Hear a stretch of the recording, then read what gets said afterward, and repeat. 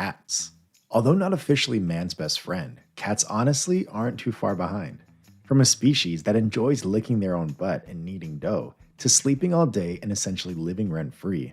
It's no wonder they were once worshipped as gods since ancient Egypt, right? But how exactly did these lovely furballs end up, well, all over the world? Around 10.8 million years ago, prior to the use of DNA studies in cats, it was difficult to trace the Felidae family history. This is due to the fact that feline fossils are rare and difficult to tell apart. In 1997, two scientists performed DNA analysis of 37 living cat species. Ultimately, this allowed them to divide today's cats into 8 lineages. About 6.4 million years ago, the Great Roaring Cats, which included lions, leopards, jaguars, and tigers, were the first to branch off. The ancestors of modern domestic cats were the last to emerge, appearing only about 3.4 million years ago. As sea levels rose and fell, cats migrated and evolved further, changing into an ever-growing array of types of felines of varying sizes. One thing that separates dogs from cats is how they became domesticated. According to a recent study of cat genes, the felines may have domesticated us rather than the other way around.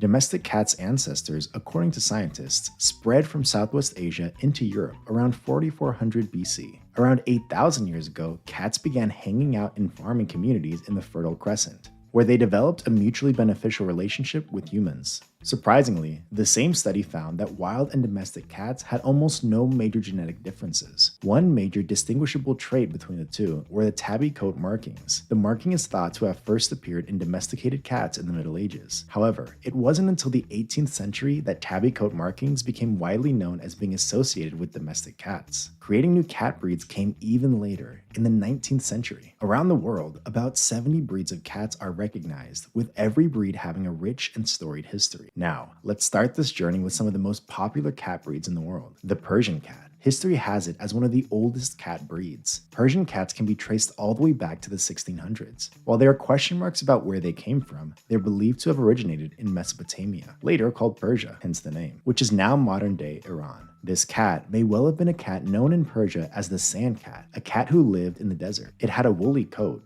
much like a steel soap pad, to protect her from the environment and permit her to live in the sand. But about 100 years later, Nicholas de Paresh acquired some long-haired cats. These cats came from Turkey, which is also the home to the Turkish Angora, a different breed of long-haired cat. In the 19th century, the descendants of these Turkish cats were bred with some of the cats from Italy, and that was the beginning of the modern Persian. Although the breed is ancient, it is also man-made. The popularity of the Persian was enhanced when Queen Victoria and other royals fell in love with this stunning breed. They were introduced into the United States at the end of the 19th century, where they were soon popular. The Siberian Cat. Siberian cats come from a cross between domestic cats and wild cats from various parts of Russia. Domestic cats were first imported by Russian settlers in Siberia. They were popular because they were hunting rats. They crossed with wild cats from the region of the Urals and Central Siberian Plateau and the Caucasus Mountains. With the arrival of these different breeds of cat in the city of St. Petersburg to hunt rats, some of these cats were carriers of the gene Neva. These cats came from the Neva River region in Russia in the 1960s, and they're the origin of this breed, named Neva Masquerade. Desert cat chromosomes were also found in the genes of Siberian cats. From that moment, Siberian and Siberian traditional Neva Masquerade mated freely and as a result created the Siberian cat as we know with a diverse color range. Then we have the Ragdolls. The Ragdoll cat's history is fraught with controversy. Outlandish stories spun by their creator, Ann Baker, over time included skunk genes and alien or human DNA being used to genetically alter the cat's disposition.